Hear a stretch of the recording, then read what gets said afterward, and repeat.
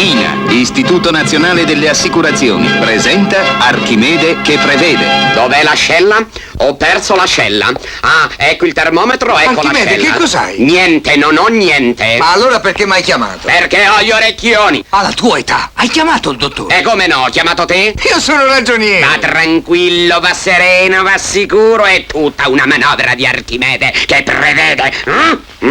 Sono 3 giorni che sono a letto. Allora non hai niente. Ho un attacco di cognatite. Che? Una malattia esotica? No, un cognato nostrano ha detto che vuole venire a passare qui da noi un mese e io non ce lo voglio. È una parola. E come fai? Va tranquillo, va sereno, va sicuro, ho previsto tutto. Quando arriva mio cognato dalla stazione, tu fai così. Halt! Fermi tutti! Cordone sanitario! Archimede agli orecchioni! Malattia infettiva e pericolosissima! Soprattutto per i cognati. Così mio cognato si spaventa, ripiglia il treno e se ne va.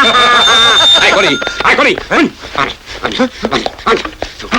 Halt! Cordone sanitario. Archimede agli orecchioni. Che è successo? Ma non è possibile. Ma se lo dice il ragioniere, cioè il dottore, ci puoi credere? Allora è vero. E sono pure contagioso, soprattutto per le persone di famiglia. Vero, dottore? Verissimo, nessuno può stare in casa, tantomeno lei. Anche tu, Archimede, vai a prenderti gli orecchioni proprio adesso. Vai No, via, no. bello, io ti voglio troppo no. bene. Non ti voglio attaccare gli orecchioni. Ti starò vicino e ti curerò. Ma c'è pericolo del contagio. Ma non per me, io gli orecchioni li ho già avuti.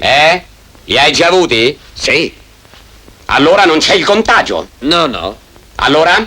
Che fai? Ti trattieni? Anche 2 mesi, se è necessario. E che te passino che righette. Eppure avevo previsto tutto. Sì, ma dovevi prevedere bene. Prevede bene chi si assicura INA. INA, Istituto Nazionale delle Assicurazioni. Volersi bene, vivere insieme una vita serena, lunga, felice, rendere sicuro l'avvenire della famiglia prevedendo in tempo. Prevedendo bene con un'assicurazione INA, oggi anche con capitali e rendite che si adeguano al costo della vita. INA, Istituto Nazionale delle Assicurazioni.